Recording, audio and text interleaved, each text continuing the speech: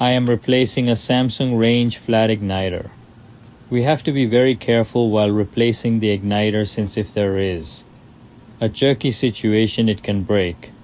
It's a pretty simple job. Please make sure wire nuts are fully secured. Also make sure that you are using heat-resistant wire nuts. Don't use the plastic wire nuts, they can melt and cause electrical short.